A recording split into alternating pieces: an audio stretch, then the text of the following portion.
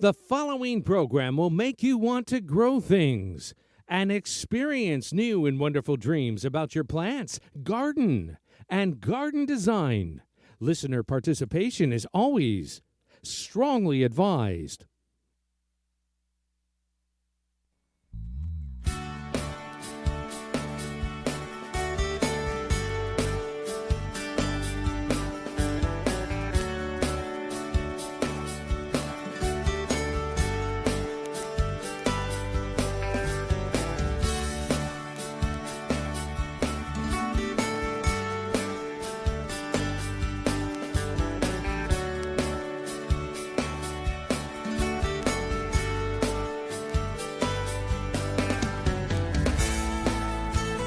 Good evening and welcome to Down the Garden Path with your hosts, Joanne Shaw and Matthew Dressing, right here on Reality Radio 101. To get on board with your questions or comments, send us an email right now. Our email address is instudio101@gmail.com.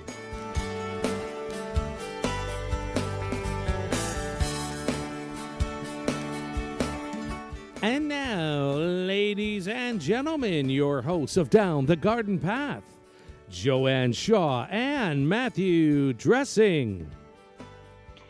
Thank you, everyone. Welcome to Down the Garden Path, where we discuss down-to-earth tips and advice for your plants, gardens, and landscapes. As landscape designers and gardeners, we think it is important and possible to have great gardens that are low maintenance, and we want to help you make it happen.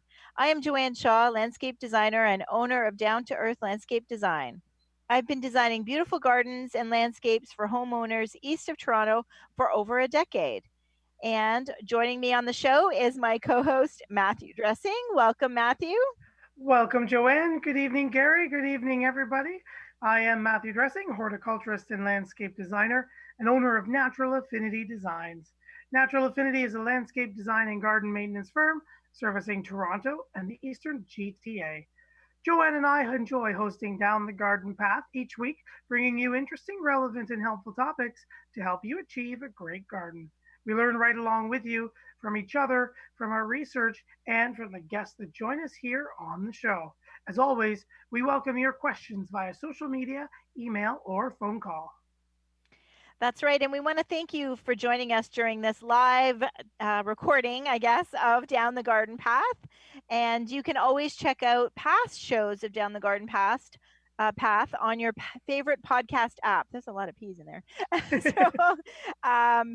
So we do record the show and we do make it available on any of the podcast apps. And we want to thank you for checking them out and have a listen to lots of great content we've done over the years. Right, Matt? That's right. So while you're there, you can subscribe so you'll be notified every time new content goes up. And please like, share, or leave us a comment. So thank you for joining us here on Down the Garden Path.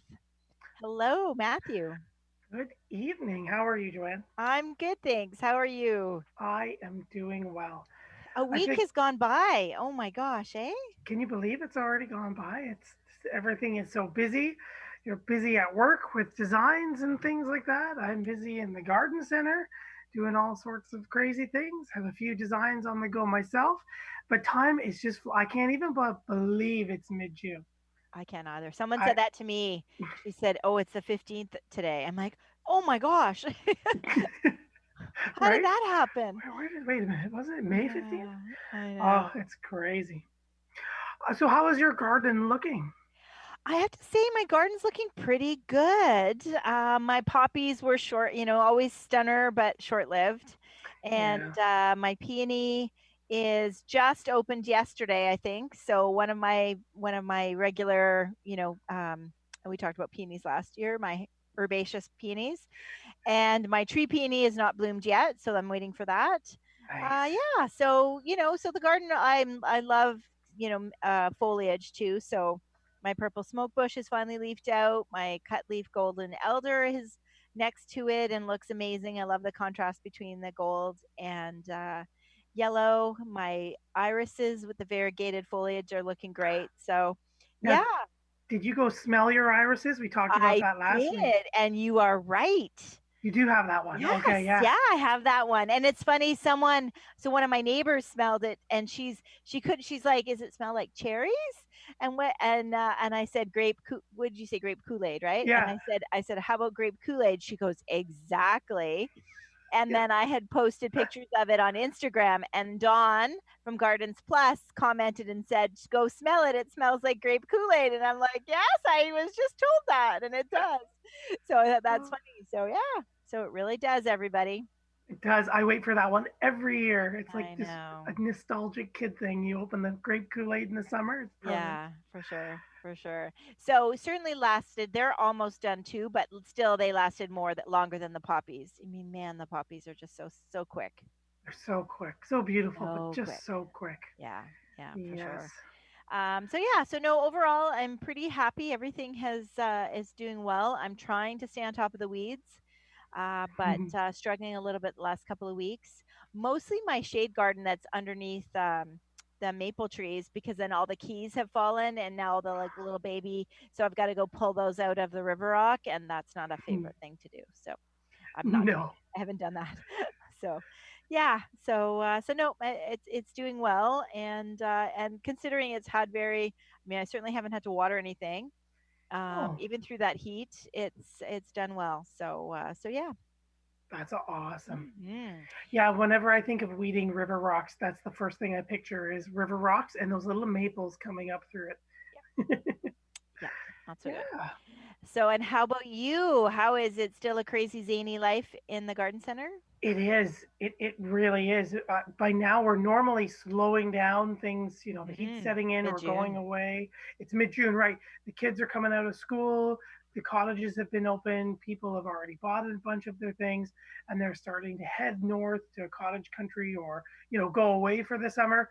And that's just not happening. So a lot of people are still buying. Veggies and fruiting plants are still number one. They're just constantly asking. We're totally out of everything. We've got nothing fruiting left. There's just people are crazy. The annuals are so low, and I mean we talked about all this last week, but they're just still hungry for plants and design ideas and the spaces to fill, and everything. It seems to be getting smaller and smaller and smaller. Everybody wants smaller.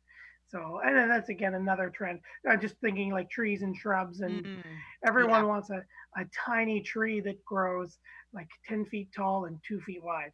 And I said, well, Yeah. no. It's What? plastic. It's plastic one. It's a plastic one. Exactly. Or it's called the Benjamina. No, Yeah. I don't Yeah. get that at all. Yeah, no, it's true. I mean, well, I think people don't realize I think a lot of people think their only option is a maple tree, or is like, the big trees that they see around in their neighborhood.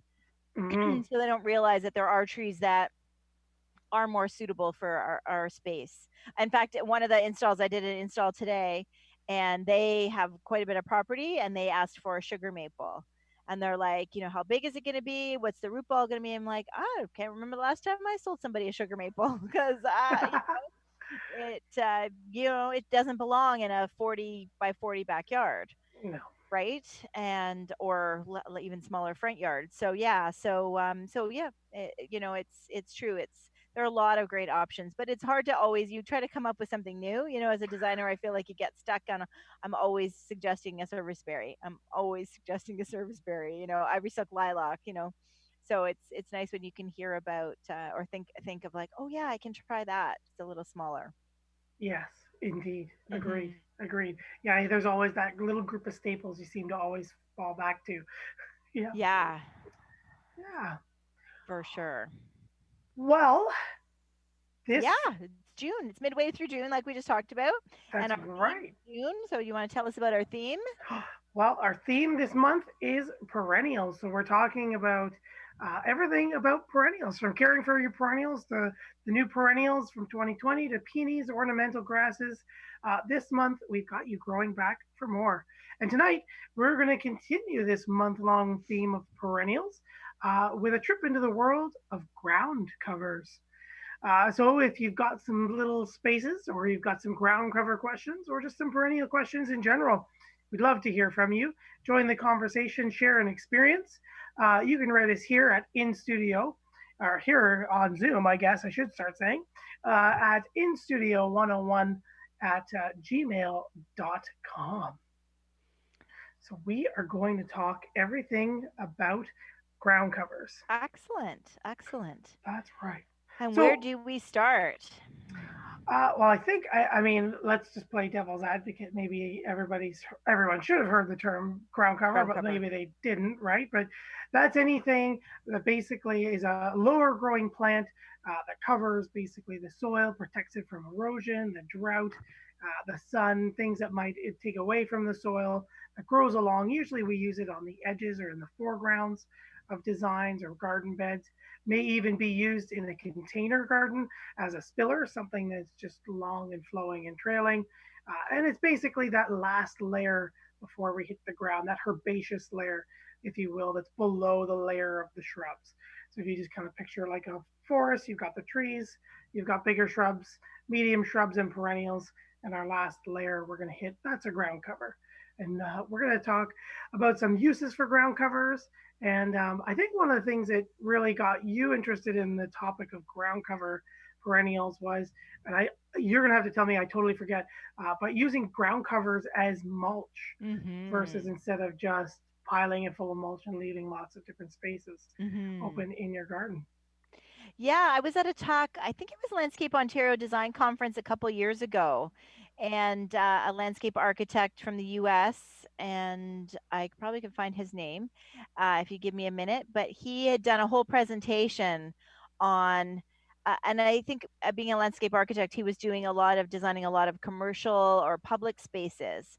And he was saying, how high maintenance mulch really was in those spaces, and how, and he had kind of visual examples of, instead of using the mulch that landscapers had to keep topping up, and it's money for them, so it's kind of one of those balances, right?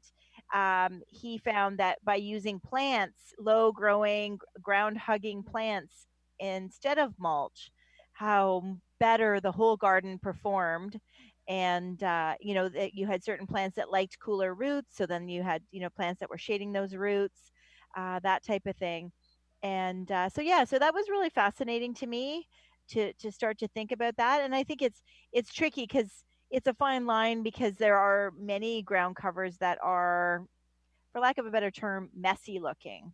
So to me, if you're adding those, then I think people would think, and like, I have a very large garden that's most of my front lawn. So if so it's a hard balance where I like the idea of doing that, but yet picking, it's a pain to weed out of mulch or weed out of soil, but it's even bigger pain to weed in between plants too, right?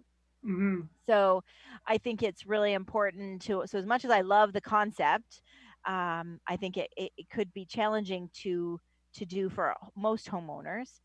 And I think the key there is really picking the right ground cover, because if there's something that's a little on the aggressive side, or too slow growing, right? It's that finding that balance, because there's some things that say they're ground cover, but oh my goodness, right? It takes forever for it to cover the ground, Yeah, and other things just do great.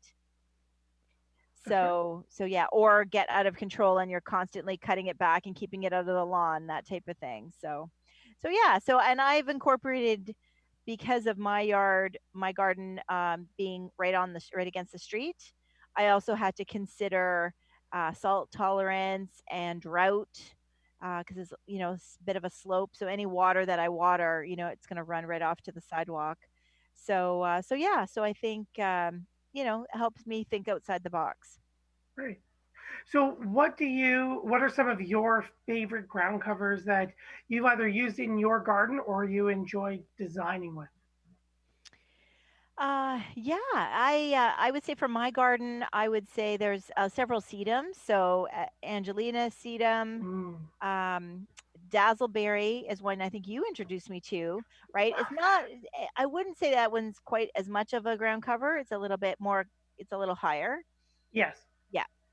But the dragon's blood sedum also grows, like, you can get them in the small pots, so you can get a whole flat of them in small pots, and I've kind of placed them around, and then they've kind of grown together to be a carpet, and that has worked really well against on the edge of the driveway, where my garden meets the driveway. I don't have a curb or a wall there, so so it was tricky that was, and so the sedum seemed to be fine with the snow load and the oh my goodness, what's the word, salt, Oh, okay. Yep. and the shoveling. They seem to be pretty resilient.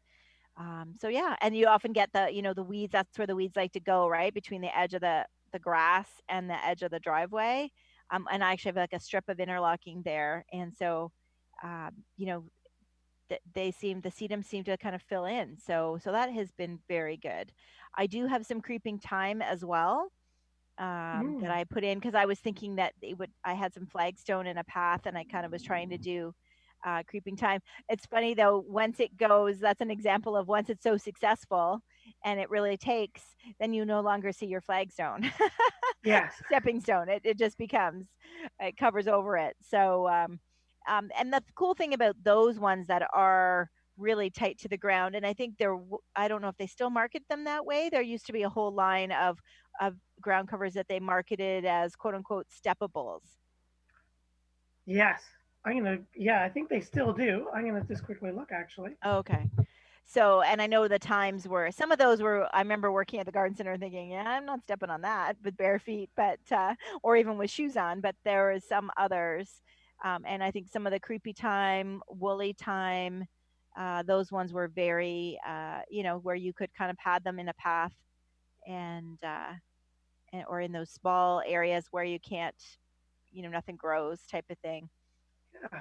And yes, actually, for our listeners who, if that idea kind of appeals to you, just that kind of steppable, something that might take a little bit of foot traffic. Yes, there is. It's actually steppables.com. So they do have their Oh. new or their own website now, Mm-hmm. and you can search plants, go shopping, get different ideas, and see where you can buy all of these things. And there's a great little list of different perennial ground covers and lower growing plants that you can tuck into these spaces to cover the soil and protect the mulch or the surrounding plants and decorate Mm-hmm. your flagstones, et cetera, et cetera. Yeah, so definitely take out that. Yeah.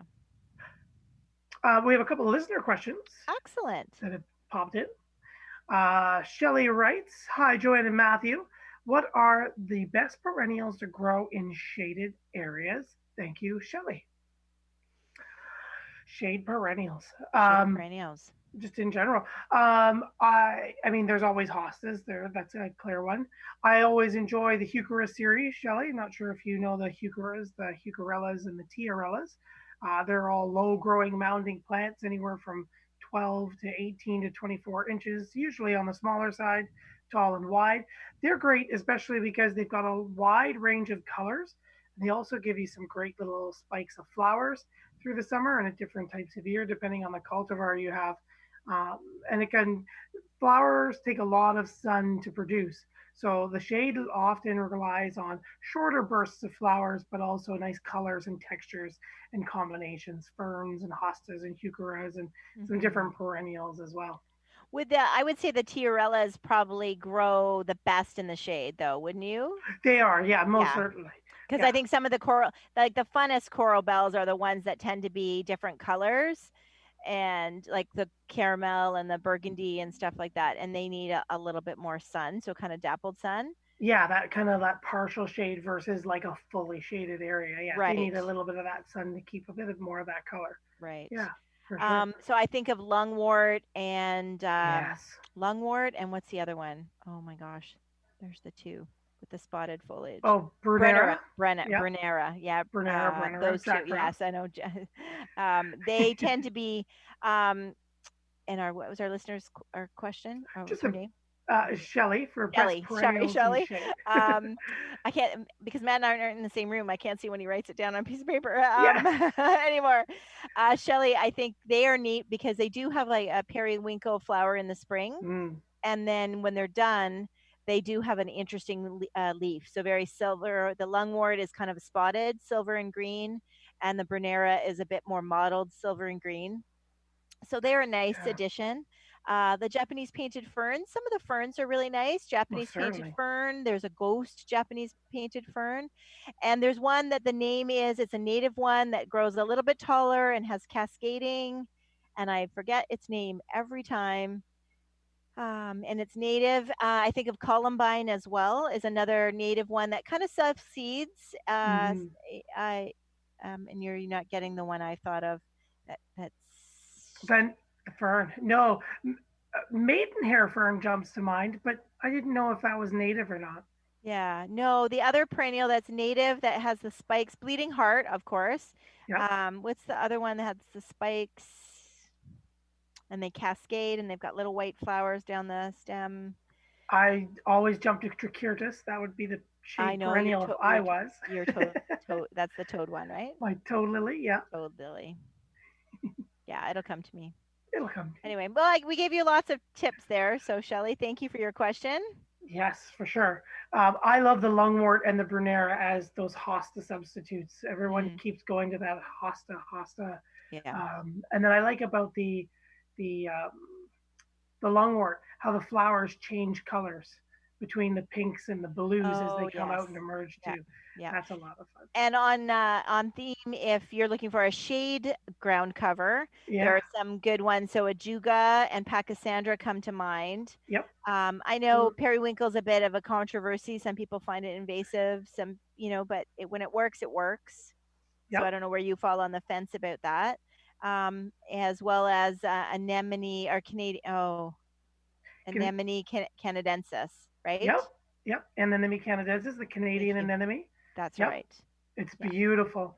It's My brother beautiful. has It some. it can be a little bit on the aggressive side, but if you have a shady spot and you want it, and it's got these nice little white flowers, so there's some lovely shade ground covers for you too. That just kind Yeah, of piggybacks on your question. that's right. Another question is popped in. We've got Tate. Tate says, "What is the longest perennial that lasts throughout the summer? I was not sure and cannot really find any information online. Thanks." Mm. I think we both love Roseanne geranium. Jumps Hmm. straight to forefront of mind for me, Tate. Um, Catmint for me Catmint for too. sure, most certainly. Um, Definitely stick with the lower ones though. I really like those. They've kind of yeah, gone crazy with the whole cat analogy, but so Persian and cat's pajamas. Walker's low is really not that low. no, So yeah, so I my catmint has been blooming, even with this cool season, beginning of May. And I know normally my Roseanne has been blooming in May as well, and it hasn't bloomed yet. So oh yeah, so it's been a little bit later this year. yeah. And they're again lower and kind of playing to the ground cover theme of this evening. Some of the things that I like too are the have you ever used or used the white or blue clips campanula? I haven't had luck with those. I find they No. really peter themselves out. Okay. So yeah, so Yeah. no. Okay. Another one I like is the waterfall campanula as Mm. well. A little bit of Mm-hmm. a finer leaf and a different flower, and it's kind of got like a watery blue from late spring till about late summer type thing. Yeah. So hopefully that answers your question, Tate. And if you guys are all just joining us, we're talking ground covers in our perennial discussion for the month of June. You can write us here at instudio101 at gmail.com. And speaking of which, Amy has written in, "Hello, enjoying the show. I'm a new listener from Richmond, Virginia. And my question to you tonight is can I use slash plant Asian star jasmine close to the foundation of my house? Thank you." And Amy, I'm not going to lie, I need to look up Asian star jasmine Mm. because I don't know if it's hardy here. Yeah, I'm thinking it's not, and we can hear you typing that on your Oh, phone. sorry. That's okay. um, yeah, Yeah. I didn't think Here we there was go. any hardy jasmine. There is not, and it is zone Okay. 7. So for us, Amy, we're up here in the GTA, just east of Toronto in Ontario, Canada. And yeah, the Asian star jasmine is not hardy to where we are, so that's why we're not uh, super familiar with it. But yeah, so it's a vigorous, twining, sprawling vine, fragrant, creamy yellow flowers, attractive. It is a nice ground cover as well. And if you can give it some support, she'll do some climbing as well. Evergreen, um, full to parched sun. But yeah, is it the worry that you're sorry, it's 1 to 2 feet tall and about 10 to 12 feet wide. So, Amy, is your worry that it's going to be like it's going to attack the side of the house or like go into the foundation? Is it more of like a root question? And I think that Joanne, you and I get a lot of that with the willows and the silver maples, those big water hunters. That if your foundation is damaged or your pool's damaged or there's a nearby sewer or something and they can get in there, they will drink the water right out of them and go in there. But from what I'm very quickly reading here, I would say no. As long as your foundation is in good condition and you've got the right soil conditions, you're probably going to be perfectly fine.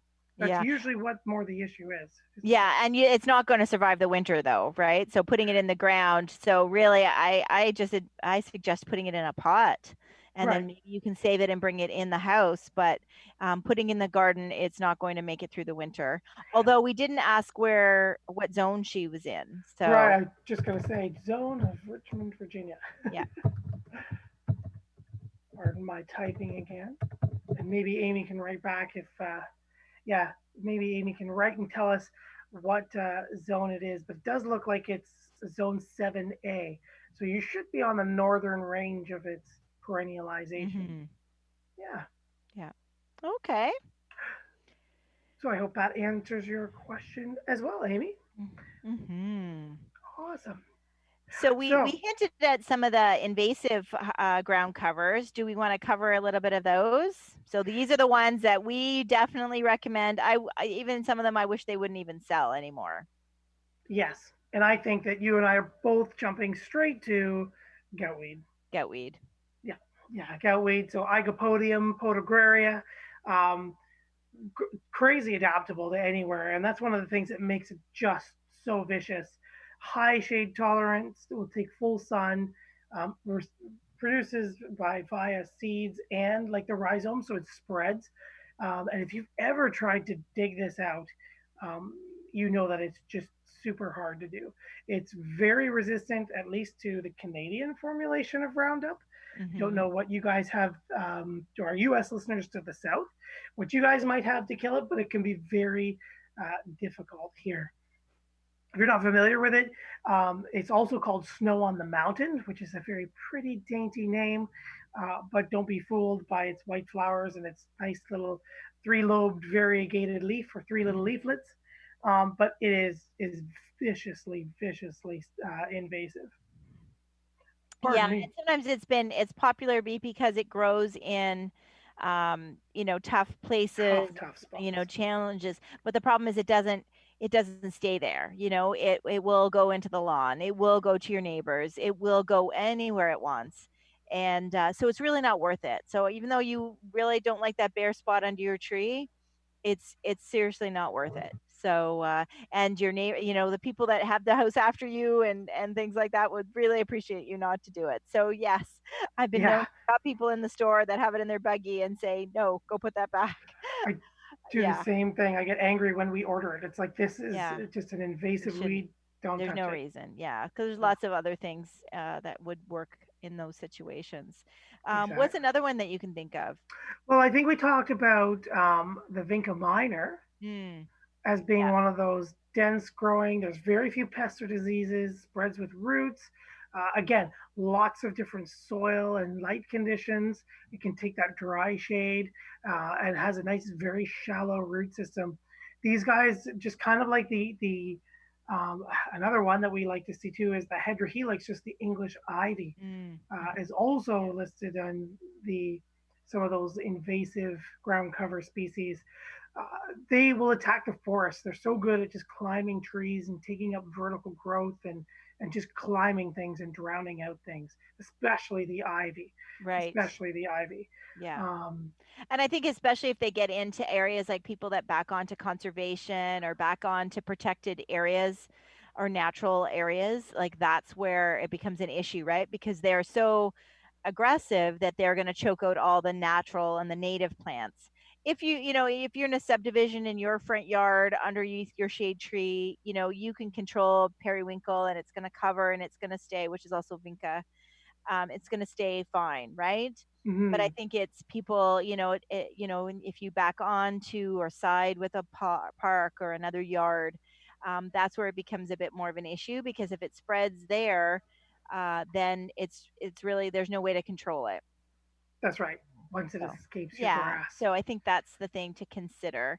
And sometimes when people, that's what they want. They want to separate. Often when you back onto conservation, I get that a lot, where people find that the forest kind of comes into their lawn and they can't grow grass there, but they want to put something green there, and that's when they start, experimenting with different ground covers and different things that they think will just give them a green carpet, and that it will, but that's something you just have to consider, that if it does, and it may not in the first year, it may not in the second year, but 5 6 years down the road, that's what happens, right? Yes, exactly. Hmm. Exactly. Um, where did my little thing go here? Yep. Hmm. So another one that we like to see. It's pretty. We like to see it out. It's bright, but it's the oxeye daisies. So chrysanthemum leucanthemum or just leucanthemum vulgare. It just forms dense infestations. Um, it's basically all those tiny little clusters of those little white daisy guys that are a little bit of everywhere. She sends out seeds and rhizomes. Some Shasta daisies are actually oxeye daisies. Oh, It's just I I always see, well, someone gave it to me, and it's these little ones, and it's like, yeah, they dug up a weed from their backyard and they've given it to you. yeah. No, you want this one over here. Get rid of that one. But yeah, it just grows anywhere. Anywhere where there's exposed soil, they like to move in very quickly. They can seed in there and take over. They're pretty, but they are some troublemakers. And then another one I think we see often too is the creeping bellflower. So Oh, the really? Oh, yeah, not the creeping one. What's the other one though, that's taller, that's also a bellflower? yes, That that one. Yeah, yeah, it has more of those upright spikes. Yes, Yeah, yes. I'm thinking Campanula rapunculoides, if I can even say that. Ooh, Rapunculoides. okay. Rapunculoides for those who are following online and typing things in as we go. But again, it's seeds. It spreads by rhizomes. Nice sunny location, habitat edges. They can grow under sidewalks and concrete, so she's a good spreader in some of the edges of urban areas. And they've actually started to develop some resistance to herbicides, so it can be kind of tough. This one also comes in, has been known to get into some of the wildflower seed, um, like the seed packages or the seed mixes. So that can be a dangerous one as well. Mhm. Yeah, I had that at my old house. There's a funny story with that one, because it is pretty. We're still talking about the purple one, right? It Yeah, is yeah. pretty if you let it flower, which you should never do. So I think I did do it from seeds at my old house, and then I promptly shared my hostas and some other plants with a girlfriend. I'm no longer in that house, and she is still fighting this weed, and Oh, uh, and and actually I redesigned it. I redesigned some areas of her yard for her this year, and she said, that weed is just unbelievable, and it really is, and it's such a shame because it is pretty and it looks so innocuous. yep, um but yeah, it's a really watch out for that, and that's where I tend to not even like those wildflower seed mixes and those things. So because I find they're a mix between things that really won't ever grow in our zone anyway, or maybe will grow for like a really short period of time, or they're filled with things that are really invasive and really not keepers, like something that you're going to really want in your garden. yeah, So I find it's really not worth it. that's right. Hmm. Amy has written back. Yes, it was a rude question or concern, kind of like we were talking about with the jasmine, and that she is a zone 7A. Okay. So thank you, Amy, for Yeah. getting back to us, and thank you for tuning in. Thank you for being a brand new listener to here to Down the Garden Path, live on Reality Radio 101.com. Um, so yeah, so there's a lot of those invasive ones, and then there's always take a look at your local province or state. Look for some natives and some non-invasive perennial ones. There's a lot of different varieties that you could be growing. For example, here in Ontario, we've got our wild ginger and our wild strawberries, which are native, our bearberry, which is a nice evergreen with little red berries on it, which is really only like 2 to 6 inches tall. I've got that native up at my cottage in Muskoka area, and it's absolutely beautiful amongst the rocks and takes up some of that little, some of those tougher partial shade and dry areas, which is really nice as well. Hmm. So definitely take a look there. Oh, we got some more questions popping in. Okay. Bonnie says, do ground covers need a lot of maintenance? Do they require a lot of irrigation? Thank you. Love your show, Bonnie. Well, Oh, thank you thanks, very much, Bonnie. Bonnie. Um, Overall, no, again, like right plant, right place. And then just getting anything established, right? Whether it's a shrub or a perennial, just making sure that they're well watered, they're planted correctly, they've got their, you're letting them establish, you're watering them often enough, giving them some compost or some organic food, and just like your other trees and shrubs and perennials, they'll basically settle in and do their thing. Do they require a lot of maintenance? Um, Not Not really. really. I can't think of No. anyone that you have to really shear back at all or Hmm. deadhead really. They're just kind of they do their thing. A number of them are just self cleaning or they have such small flowers being a smaller plant that they just kind Hmm. of disappear like a magus or something like that, Hmm. and they're gone. Um, require a lot of irrigation? No, not really. And again, choose some. Look at your soil and your garden bed. See what conditions your site has, and then again, find a ground cover, native or perennial, hopefully non-invasive, that meets those conditions. And once they're established, they will adapt to your conditions. They'll be in the conditions that they want, and they won't really need extra maintenance or extra irrigation or anything like that because you've met their conditions. So hopefully Hmm. that helps as well. Did you have anything to add to that? Am I missing something? No, no, I No? agree with Okay. you. Yeah, I can't. I mean, aside from the invasive ones like Right. goutweed and things like that, I think of the creeping thyme and the sedums. They will slowly. So it's one of those things I think people also have to think about. Um, if you want a large space covered, you can't buy three plants of ground cover. That's when it's best to No. go and get a flat and get, even though they're 3-inch pots, you need to go and get 10 of them. And then, yes, you can space them out and then they will eventually grow in together. But I know I've had that where people say, well, ground covers don't work. And they've bought one or two plants and Right. expecting them to kind of cover the whole space. So I think you have to be really realistic from that standpoint on how much it's going to cover and how quickly. And I think if you're trying to do it as a weed control or instead of a mulch, then you definitely have to buy more, right? Right. And that type of thing.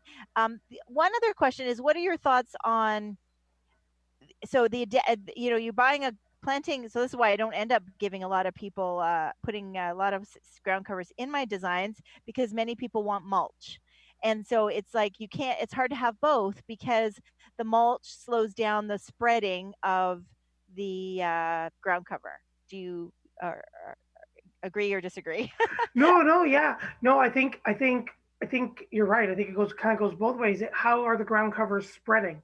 Is it Hmm. something that kind of mounds and has above ground runners, or is it something like an epimedium, or something that comes out through rhizomes and has to work their way through 2 to 3 inches of mulch layer uh, to really kind of do their thing, right?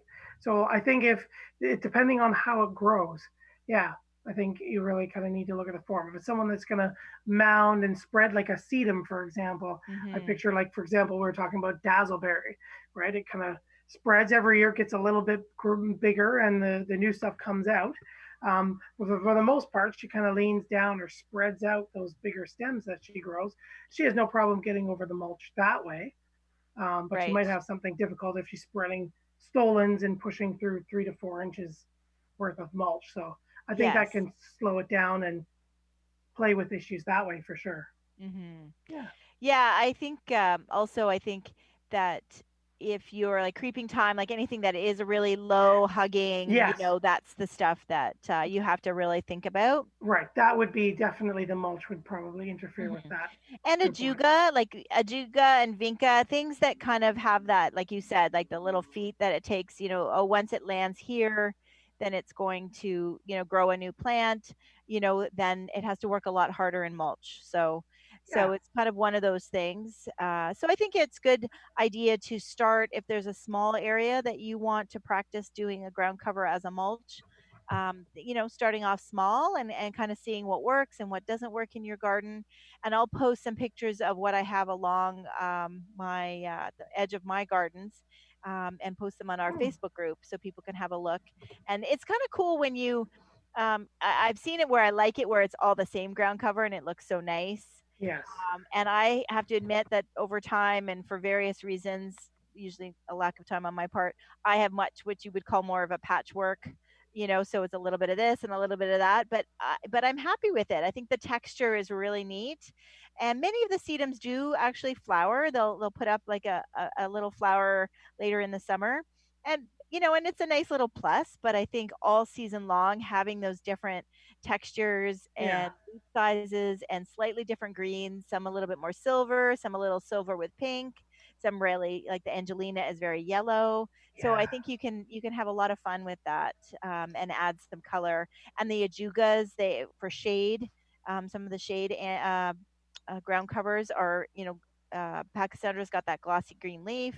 And ajugas you can get green, you can get variegated, and you can get with a bit of purple to it.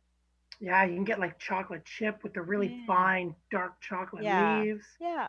Yep. So that's kind of nice thing to think about. For sure. Hmm. Chase sends in a question. Are there perennials now I can purchase at the garden shops and plant? I live in Niagara Falls, not sure what zone. Same as Toronto, question mark. Thank you. Hmm. Chase, yeah, there should still be a good selection of perennials, all sorts of perennials, including some ground covers that you can purchase at your local garden centers. We tend to see a lot of the spring ones might be gone for you, the spring bloomers, or they're just in lower quantities. But now we're seeing a lot of the summer bloomers and some of the fall bloomers really start to appear. So, depending on where you go, I think out your way, depending on where you are in Niagara Falls, um, I like the watering can is a cute spot over in St. Catharines area, up Hmm. on the ridges there. That one's fun. And then I don't really know too many of the other Yeah, ones I there, know but Rice Road Nursery. Right, I'm from Welland, Chase. So oh Rice yeah, Rice Road Nursery. There's a few other there's several independent nurseries and a lot of growers from your area. So definitely. So the things we mentioned earlier, like catmint and Roseanne geranium, azure blue, I've heard is a new geranium that looks very similar. So Roseanne, the one downside of a Roseanne is it can get big. It can kind of get tall and get a little sprawly, which is I find fine because it's covered in bloom. So okay, have at mm, it. But I've been told that azure blue stays a little lower and a little bit more compact without jeopardizing the bloom time. I've yet to use it, but I'm hoping to use it, or I may experiment with it in my garden you're this totally going to year. be experimenting in your garden with Yeah, it. yeah. So, because I think that could make, I mean, it's tricky. I am so on the fence. Like, what are your thoughts on the whole ground cover as mulch? I like the idea. I like the idea. I think what it really comes down to when I really start thinking about it, especially from like a design client perspective, is just what is their preference in aesthetics? Like, do they like the English garden kind of look where there's lots of plants? It's just one big green thick carpet. I've had like clients who like to do that. I've had clients who like a lot more space so they can walk around their perennials. They can see everything is just neat and tidy and Yeah, they shapely. like definition, right, between their Right. plants. Yeah. yeah, so they want spaces to walk or whatever, and they're willing to put in a little bit more mulch and weed a little bit more. But that, and I think it just comes down to that. Um, but I like it. Again, I think, like you said at the beginning of the show, mulch can be so maintenance, right? There is a Mhm. maintenance factor to it. You know, it's or something that's organic, hopefully, that you don't have too much of the colored stuff or the weird stuff. But you know, it's going to break down, and the sun is going to bleach it if you get the colored ones. And so you're going to always have to top it up. And as it breaks down, it's going to create food and spots for weeds to grow. So Mhm. yeah, I enjoy the thought of it. I'm going to have to find some gardens definitely to design more and create more mulched spaces with it. Mhm. I always enjoy using it as ground covers in the foreground to cover those little spaces um, in the fronts of gardens just for the view and the Yeah. aesthetics. But Yeah. I rarely go too deep into the center of a massive planting and drop ground covers. So Yeah, for sure. And I think definitely a view. one of the other things and so I believe it is Thomas Rayner. That sounds familiar. Yes, and it is his book, um, and he was the one who kind of spoke. And the other thing was seasonal, so that sometimes if there's a ground cover that's just green and spring or let's say summer flowers are coming up in it, and then those flowers are done when, let's say, sedum, for example, then flowers. Mm, So it was a way to also extend the season and extend the bloom time yeah. and to do that type of thing. So yeah, so he had some very good points about that, and so I think it's interesting. I think especially people with smaller gardens, it's a worthwhile attempt. I do think it. I guess am I being naive? I don't know. Although it has really helped me, so I have not done new mulch, and I don't know that I am going to this year. So I have to say it has helped me um, act as a mulch. So and in my other beds I have like my other main beds close to the house, I'm edged in yews, so you kind of really dense yews, you can't really see in, so whether I have mulch there or a ground cover or weeds, you can't see them. So Right. so that's kind of the other thing I've gone to. So yeah. So just the other part of Chase questions, living in Niagara Falls, and maybe again being from Welland, you could speak to this, but he's not sure what the zone is. Yeah. What zone were you in when you lived in Welland? I believe they are the same zone as us. Yeah. I was not a gardener when I lived there many many years ago when I was growing up, so I don't know for sure. But Mm. I they certainly I don't think are a six. Like I think, I always get it mixed up, the six or the four. Oh no, yeah, I think they're for the most part, Chase, you are the same as Toronto, like that Yeah. 5B, but there are definite areas in around the lake and Niagara on the Lake that are like a 6A type Hmm. place. Yeah, that are a So little bit you're warmer. So there are a few little right. pockets for sure, but I would definitely say you'd be a 5B. Yeah, be safe for sure. Hmm. Yeah. We're reaching the last 12 minutes of the show, and we've got Oh a my couple gosh. more questions to go. Excellent. I love questions. All right. Hmm. Dawn writes in, hello, we want to plant ground cover that looks nice and will kill off the weeds as well. We originally were going to use Virginia creeper, but we have two dogs that we found out that they're dangerous for dogs due to the crystals in the leaves and the stems. So we're trying to find another good option. Any suggestions that are safe for pets? We live in zone 8A, way out of our zone, Don. So we might have a few there, or we might have a few crossovers. But you are probably have a wider selection of ground covers than we have Hmm. available to us, just because of your warmer climate.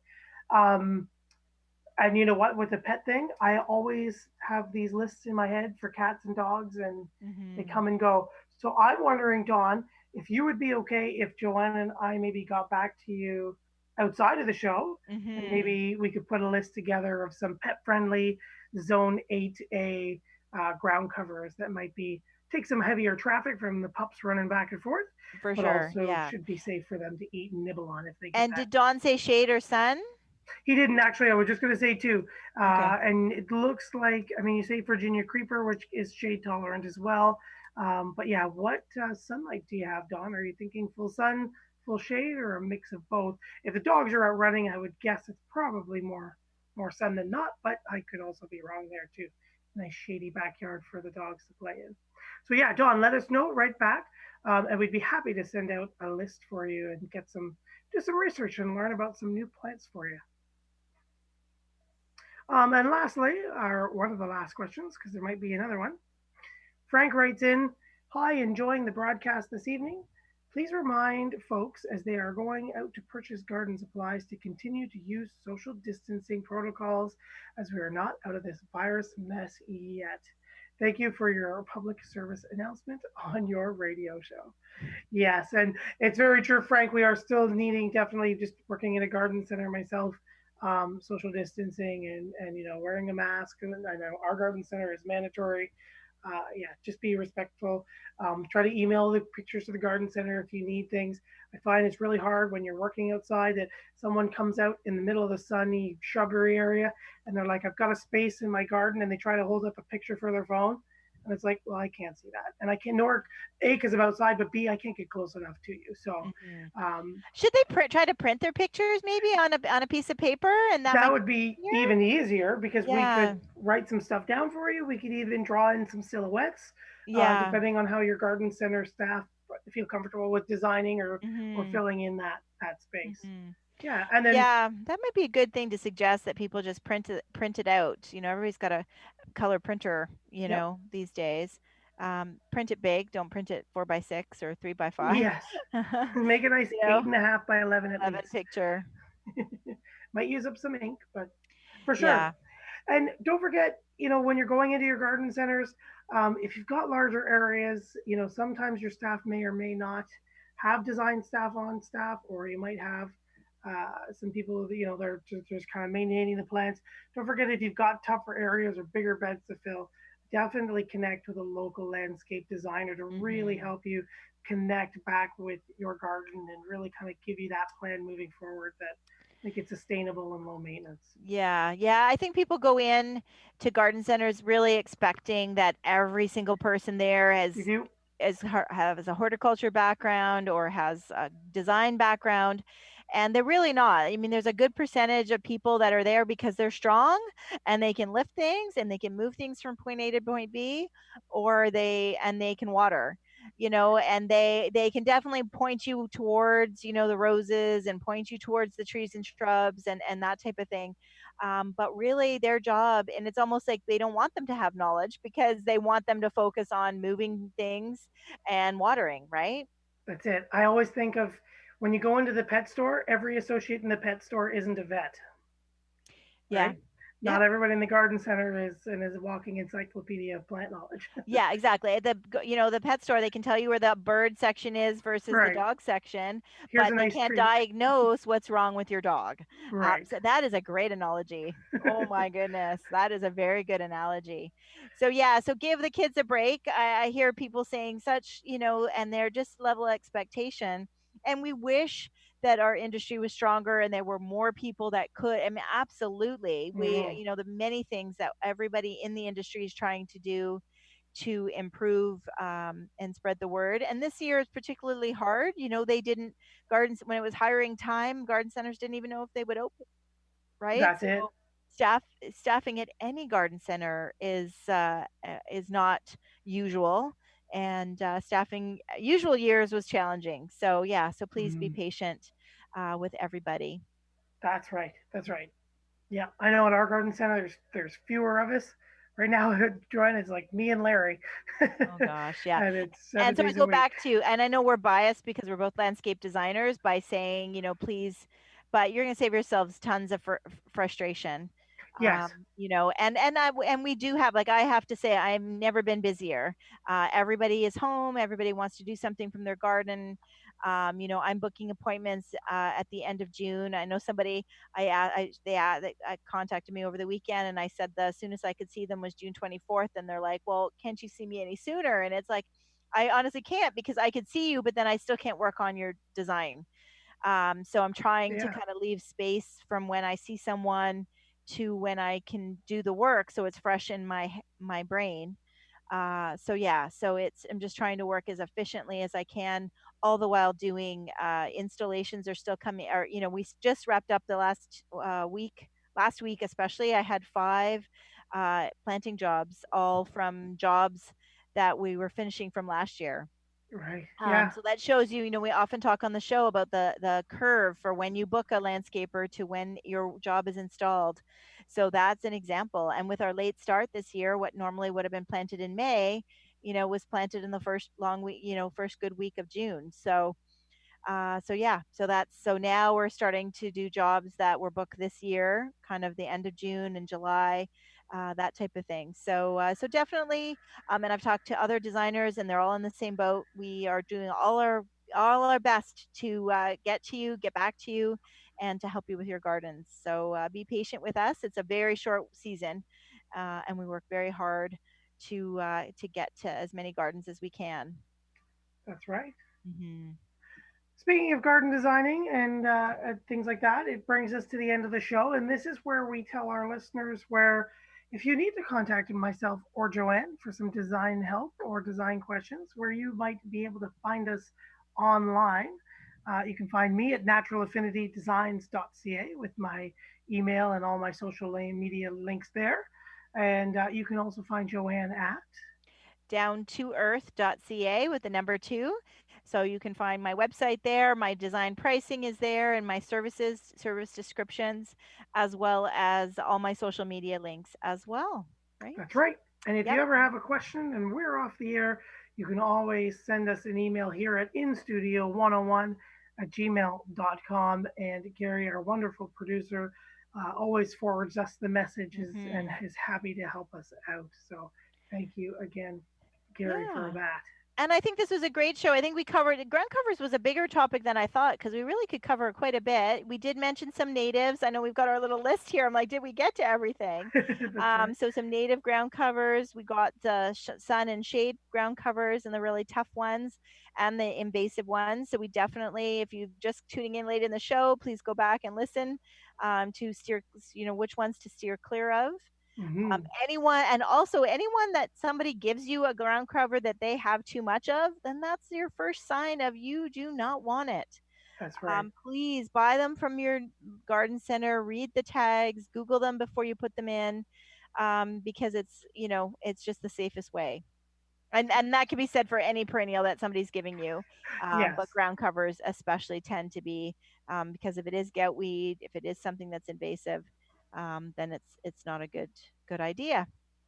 If it sounds too good to be true, it's probably too good to be true. It's probably too good to be true. So Right. so that's right. So, well, thank you, everybody. That's right. Thank you for tuning in. Tune in next week, June 27th or 22nd, 2/2. The same time, 7 p.m. Eastern Standard Time. Next week, we're going to talk about ornamental grasses. Ooh, excellent topic. So kind of opposite of ground covers, ornamental grasses, a hot topic, absolutely.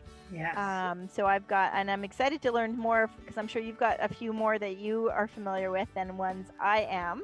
So that is always good. And that's something that also, because we get a lot of listeners from all over the North America. That's right. A lot of different grasses grow in different zones. So thank you very much. Thank you, everyone. Thank you, Shelley, Tate, Amy, Bonnie, Chase, Dawn, and Frank for writing in. Thank you, Gary, again, for every week. Thank you, Joanne.